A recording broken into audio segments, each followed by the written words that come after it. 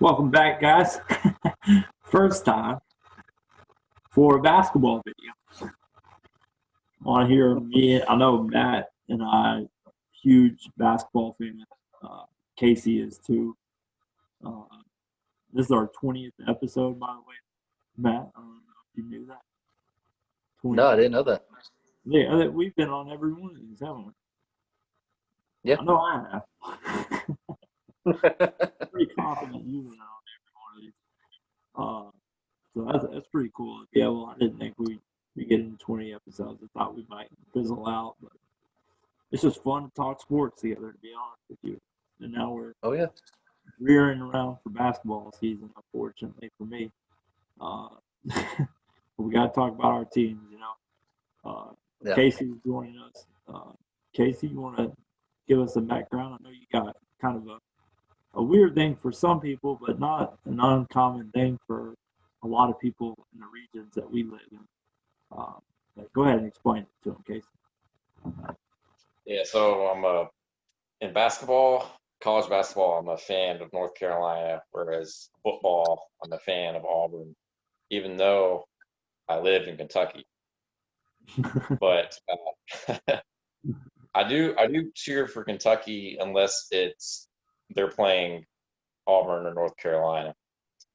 But yeah, I started being a fan of North Carolina basketball when I was really young. I don't even remember not being a North Carolina fan. That's how long ago it was. And yeah, I'm not a, I don't, I've never attended those schools. I'm not really a fan of like the schools as a whole. I'm just a fan of the programs Yeah. and uh, extremely loyal to them. So yeah, there should be no, in my opinion, no issues with that. No. Yeah. So people, No. it's hard to describe fandom. You know what I mean? And I think for both Casey and Matt, God love your heart. We both grew up in Lexington, Kentucky. Well, all three of us did. But we all grew up in a period of Kentucky basketball where we had Rick Pitino when we were really young, Mhm. Kentucky. And that was exciting. And basketball was exciting. And it was a fun time. So we all fell in love with the game of basketball. But then immediately, as we started watching more and more basketball, Kentucky, you know, Rick Pitino went off to the Boston Celtics, and Kentucky was left with Tubby Smith. You had to be very loyal to Kentucky basketball to cheer for a Tubby Smith coach team. It's a very painful. It's hard to explain to anybody that doesn't know what I'm talking about. He would try to deflate the ball, so I don't blame anybody at all in that period, especially from the state of Kentucky, for going and being a fan elsewhere. Obviously, you know, I ended up liking Rick Pitino's other uh, assistant coach, Billy Donovan, and he was the coach of, you know, one of my favorite football teams, you know, the Gators, with Spurrier throwing his hat around and stuff like that. So it's just, in our region, it's kind of weird because you get so many teams around us. And you go to the south, you got the whole SEC. To the north, you got the Big Ten, you got Ohio State, Michigan, you got traditions like that. And there's plenty of Notre Dame fans around us. You get Xavier fans from where I live, Xavier and UC fans. You know, West Virginia fans, Tennessee fans.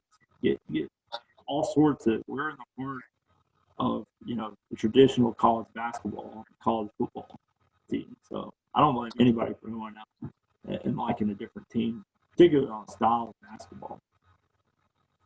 Matt, you want to explain why you're a Kentucky fan? Yeah. Well, like college football, I cheer for Kentucky. You know, I have been, like Justin said, I was raised here in Lexington pretty much all my life, and just, you know, majority of my family is Kentucky through and through in both football and basketball, minus my little brother, who, like Justin, fell off the rail and became a Florida fan.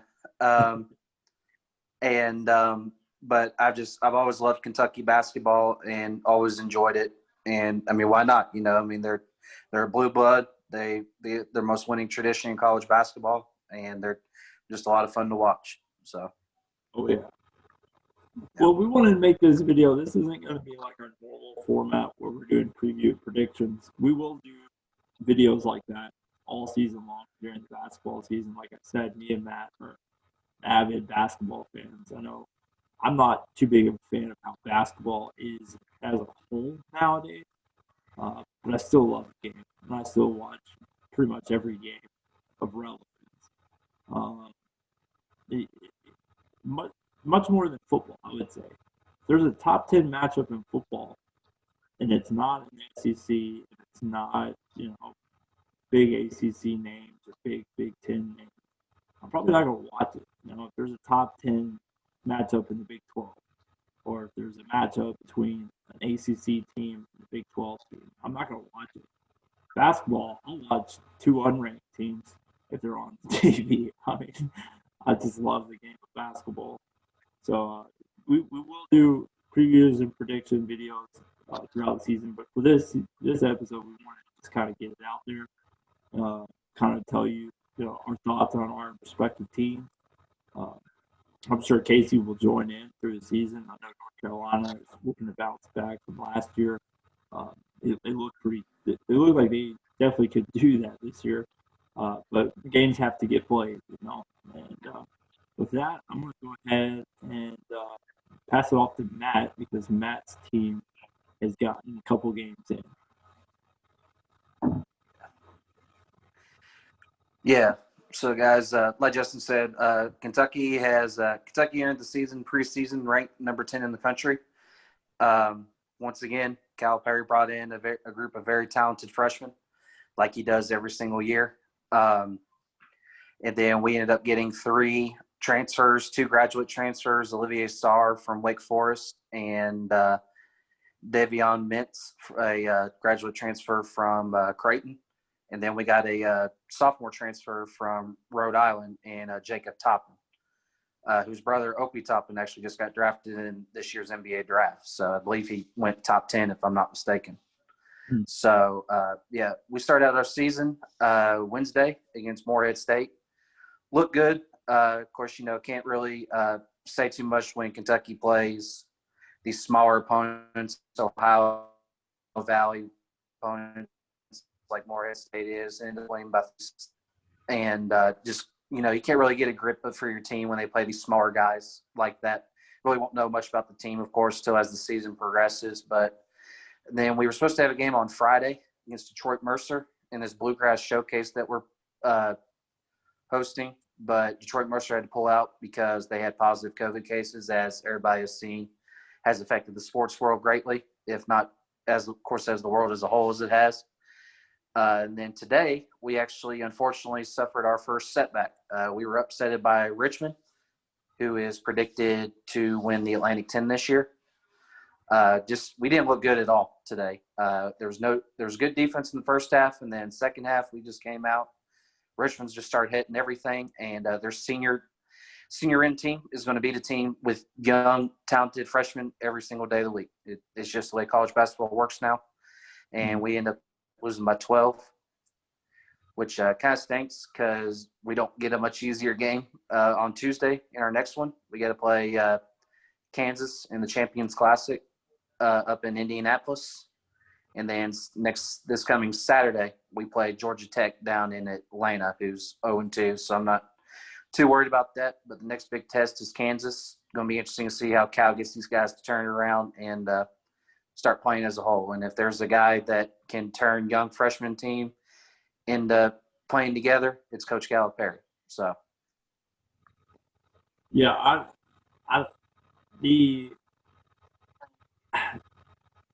I just want to highlight the loss. We are recording this on Sunday night. Of course, the game was played tonight. It's kind of much the same for Kentucky under Calipari, to be honest with you. I tweeted out about it. It's kind of the same thing. I mean, every year we're seeing Kentucky have games like this in the early season.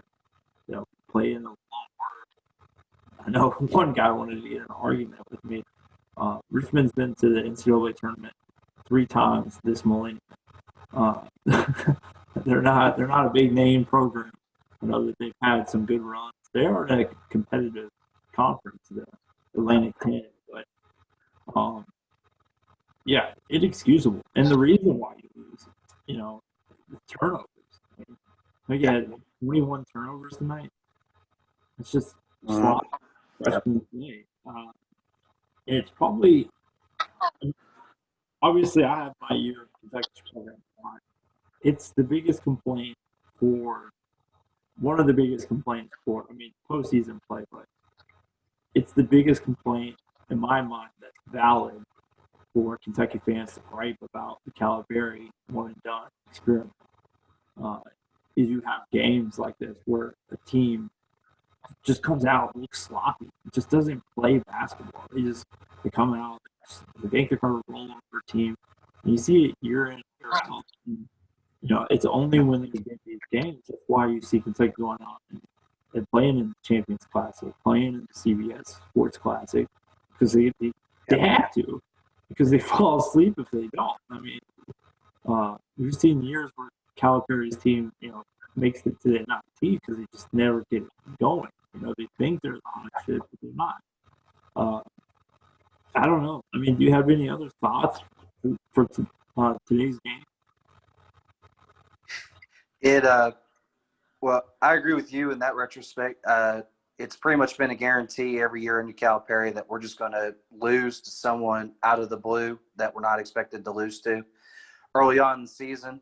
Now, you guys both know as well as I do, conference play is a whole nother animal. Oh, yeah. Anybody can be beaten any day. The worst team in the league can beat the best team in the league. It doesn't matter.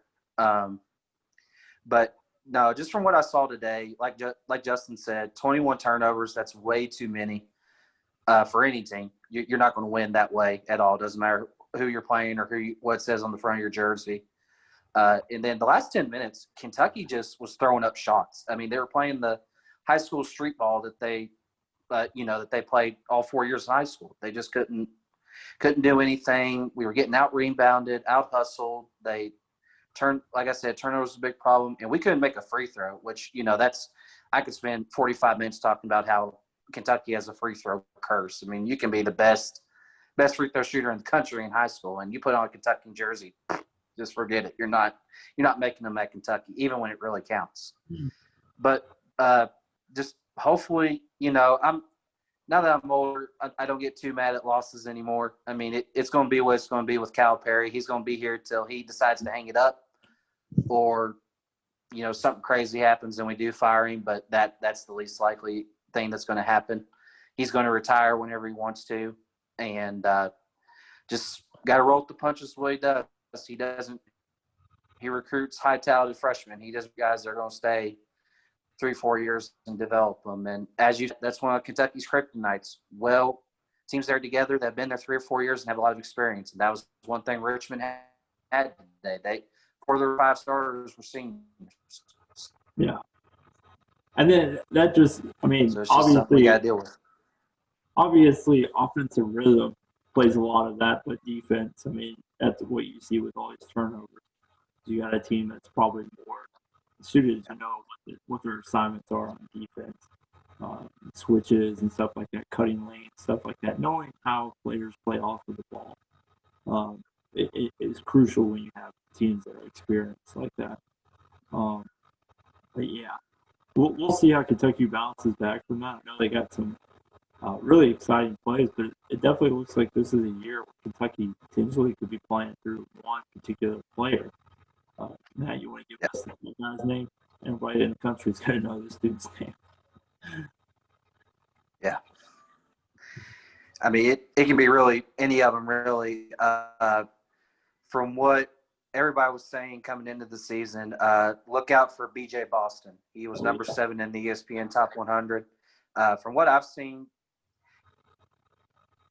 he can be really good. He's got the makings of being a really talented guard, and he's got his – he's just got to take him to get his game. When we come back and do these videos, after early January, we're hearing a lot. I think we're losing Matt. Are you losing him, Case?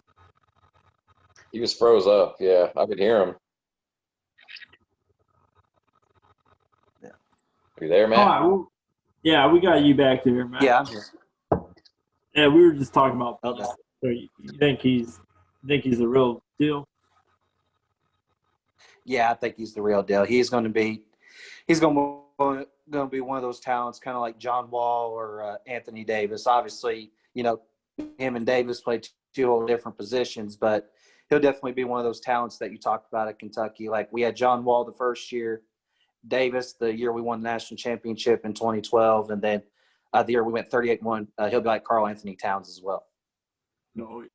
The Cats got some shooters, Matt. We've got one. We've got two. From what I've heard, from what I've seen in the first game, Dante Allen, the hometown guy, he actually grew up in Richmond, Kentucky. He was Mr. Kentucky basketball. You didn't get to see him last year because he broke his collarbone and tore his ACL within 5 months of each other.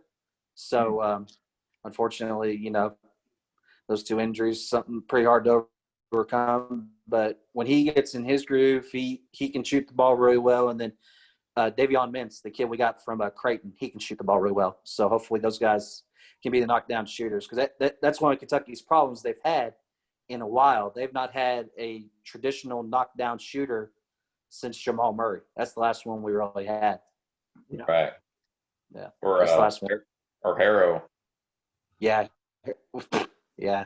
Harrow. Yeah, that was I could go through a while talking about how bad the Harrow pick was. He Oh my wasn't. goodness. He wasn't asked to do what he's been asked to do at Miami, though. That's the thing about Harold. I gotta get out of this jacket, man. Yeah. I'm burning up over here. I'm wearing my traditional walk in the rough arena, kick Kentucky's ass jacket tonight. Hasn't been good. So. Yeah. What's Florida looking like? Oh God! Don't ask me that question. Don't ask me that question. Florida's looking like Louisiana Tech did a few years back. What's the saying that? They're going for long, athletic, kind of just stretch the floor kind of guys. But unfortunately, they're just like, I don't even know where to begin. Florida's had an issue in the past 2-3 seasons of transfers. And usually, I think when Mike White first showed up, we always had the perfect transfer. We had Igor Kulichov, we had Jalen Hudson. Florida's still transferring in players, but it's because they're having a mass wave of players transferring out. A season ago, we had 5 players transfer out of the program. I mean, that's just unheard of. And then this past year, of course, we lose our starting point guard, Andrew Nembhard, who transferred out to Gonzaga, which makes me want to vomit. Zaga, for whatever reason or another, kind of grew up in Lexington, so I don't really hate Kentucky. Florida really doesn't have any other rivals. Gonzaga is the team that I hate the most. I don't play anybody. That's a story for another time. But for him to transfer out there, it just shows that there's a problem of Florida that we all know or we all see it. But Florida's got talent, good enough to go out there and beat any team. Will they be coagulated enough to beat any team? Probably not. Florida's got, I think preseason SEC Player of the Year on their team, Johnson. I don't know if you've seen him, Casey, over the last few years. He's a beast. Plays small forward, physical, very physical. Takes it to the lane, basically score over anybody. But apart from that, I mean, Florida's looking at a whole new offensive scheme with all the transfers that they've had. They got big guys finally. It's been a big problem with Florida in their, post Patrick Young, post Will You Get. run. They brought in Terry Blackshear last year, who was a big guy. Didn't play like a big guy. Played like a shooting guard. He was hardly down low, and he wasn't physical enough to play in the SEC. Florida's corrected that. They got big guys now that can play physical ball and can score.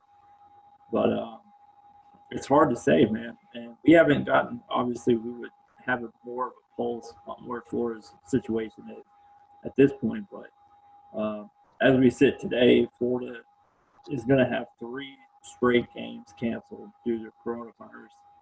They were scheduled to go play a preseason tournament, round robin type deal with, I think it was, God, I can't remember the team's name. It's one of those junk, UMass Lowell. Yeah, UMass something. Like, just make up a name, put them out there, go beat them. And then, But of course, it was a team that played Ohio State today. Yeah. See, Florida dodged a bullet because, or at least I dodged a bullet. Florida probably would have loved it. But we were scheduled to play Virginia.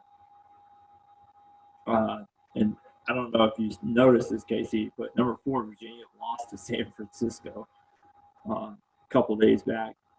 And Florida was scheduled to play them on that day. So, I mean, it's not going to be obviously the same team, but Florida probably would have ended up beating Virginia the way Virginia played that night. And we would have been hyped as hell, going into, top 15 team. Florida's going to go wreck the world and then come crashing down. Florida's just not good enough under Mike White. It's a long way away. It's a long way of me going around and around trying to explain it, what we're going to be like this year. We're going to be as good as Mike White is at getting better at being a coach. That as bluntly as I can say it. I've tried to give the guy a lot of grace. I've been disappointed in a lot of games, but the last 2 years, man, I'm on the fire Mike White train. He just does not have any interest in getting better as a head coach. He doesn't draw plays up. He doesn't know how to utilize his talent. He likes to hang his hat on defense. And every press conference we go into, Florida's, shoots freaking 25. Florida could shoot 25% from the field. And Mike comes in and complains about the defense. It's just like it's infuriating to see Florida's program be ran by this guy. Nobody expected a Billy Donovan to come in. Nobody expected Florida to just be able to get a great coach to come in, Hall of Fame coach, win a bunch of games, get to the tournament, get late in the tournament, that kind of thing consistently. Nobody expected that. But nobody expected to have a coach that just bluntly cannot coach basketball. He's way over his head. Handing him the Florida job was probably one of the goofiest things, probably one of the worst coaching hires in college basketball history. I mean, I'm serious. I'd rather have Billy Gillespie as our coach than Mike White.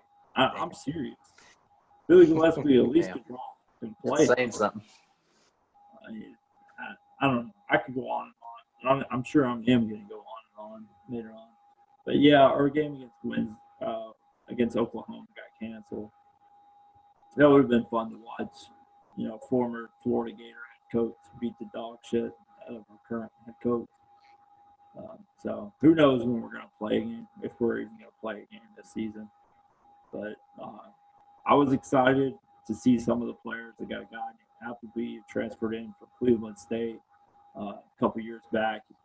With Emhart not being there, he's clearly going to be the starting point guard. You got Noah Locke, who's probably the best three-point shooter in the country, bar none.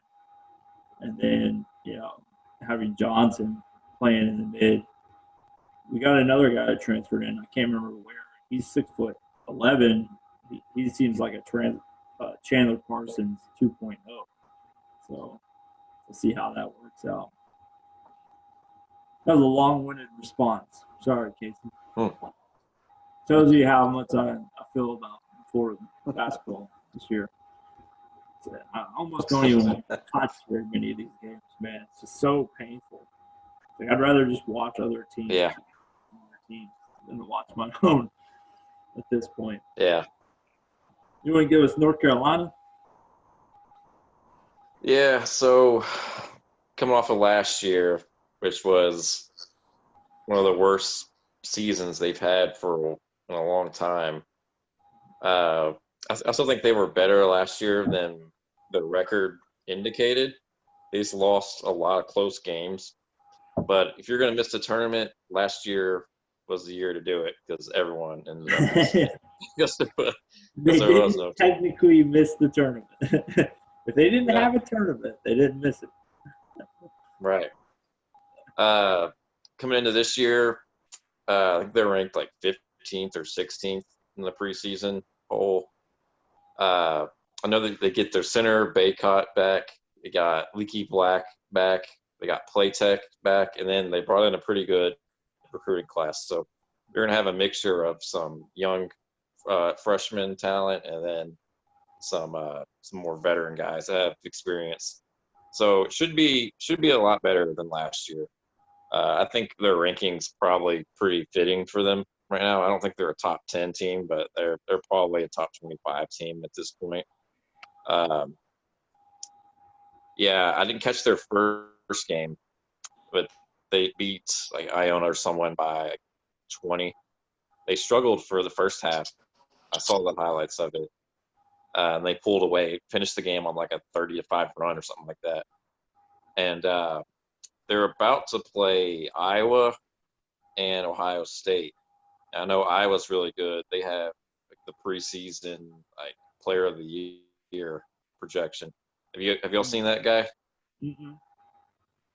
Have you seen him, Iowa? Matt? Yeah, big white dude. No, Uh-uh. I haven't seen him yet. Was he there last year? Yeah, I think so. I'll have to get freshened up on some of those. Yeah, but that will probably be a tough game. They'll probably lose that game. But yeah, I'll have more on UNC in the next week or two as the season goes on because I'm still a little caught up with football at the moment. But I'll definitely watch them as the year goes on. Have more to say on them. Yeah, we love basketball, but clearly, especially with the way, Matt's probably already on the basketball season. This year more than any other. I mean, if this would have been, a must-champ year where Florida was 7-4 or whatever, I probably would have already moved on to start watching a lot more basketball games. But I'm full football mode right now. So hopefully, as the games start rolling, I'll be able to comment on more games. Right. I can't wait to see North Carolina. I want to see North Carolina where they play inspired basketball. Me, it seems like in the past few years, North Carolina and I don't know if it's just basketball culture currently, or if it's just North Carolina. I mean, Florida doesn't play that way. Florida is inept at offense, but they at least play with a lot of hustle, determination. North Carolina to me has just played like the cool hand Luke kind of role for the last few years. They play very relaxed and conservative, stuff like that. I want to see a North Carolina basketball where they're flying up the court, playing press, that kind of stuff. I know it may not be Roy Williams' identity, but it would be nice. It would really breathe some life back into that program to get back in that top 5, and that, not that they haven't been in the Final Four discussion in the past few years, but it'd be nice to see North Carolina kind of reestablish themselves as being a pretty good shoe-in for the Final Four. Duke's just kind of taken over the ACC. It is what it is, recruiting wise. Yeah, I think Virginia is projected to win the ACC this year, but I don't know how that's looking right now. No, can't be looking good losing to San Francisco. No. Dons, man. Look out. They play Gonzaga this year. Like twice, actually. Virginia does. That'll be fun. No. San Francisco. One of those perennial. This is why I hate Gonzaga, is because they play these teams, San Francisco, who's the San Diego. Play a bunch of bullshit teams, and then they try to hype up St. Mary's as if they have a team indoor like every fucking year for the past 20 years. And it's just it's insane that Gonzaga is like every year, beginning of the year, they're guaranteed to get a top, a one seed every single season just by default. And it should be enough to piss people off, but I guess people don't really give a damn about Gonzaga because they're going to lose eventually. But it makes me mad that they take the number one seed away. I don't know. That's just me personally. A team I can't stand. Have you seen Gonzaga play yet this year, Matt? They've been really good for 3 or 4 years now. They've been really good. Like they're no joke. Like I harp on them saying that they get a shoe in, but that's just schedule. Now they're really good. They got 2 guys that can distribute the rock, play, dink and dunk, perimeter style plays. They're low post players, very, very, very athletic. They can get up and down the court, no problem at all. They're going to destroy every team they play. If they beat Kansas that way, where they just were in control of the whole game, I know Kansas, kept it close, kept it respectable, but Gonzaga was just complete control of the whole game. Yeah. Yeah. Didn't Villanova lose yesterday? Yeah. Yeah, Virginia Tech. That was glorious. Yeah. Oh, Jesus. It's a weird year. But Casey, to answer your question, I watched them play Gonzaga play Kansas on Thanksgiving, and they look good. They really did. I'm just surprised Gonzaga's actually playing somebody. They like Justin said, they don't play anybody in their conference. I mean, you may have BYU or Mount St. Mary that's decent that year, but even then, it's still nothing to write home about. They don't really have that tough of schedule year in and year out. I mean, yeah, they'll get 25 plus wins every year, but I'm just glad they're finally playing somebody. Their first 2 games were against Kansas and Auburn. Kansas, they looked pretty good against. I didn't get to watch them against Auburn, but they ended up beating Auburn by 20 or 25 points. So yeah, we expect that from Auburn. Auburn's definitely going to take a step back. Just real quickly, because we don't have very much time. Did anybody notice anything crazy, Casey? I don't know if you've watched much of the games or anything like that. Anything stand out to you in the news feed in college basketball so far? Not besides what we've already mentioned. I did see Gonzaga play some against Kansas, and they looked good. I thought Kansas looked pretty good as well. And you mentioned the guy from Iowa has been beasting. Yeah, I don't really have anything else I can think of. Matt? Nothing really. Pretty much everything we've said. I've only seen Kentucky out of the top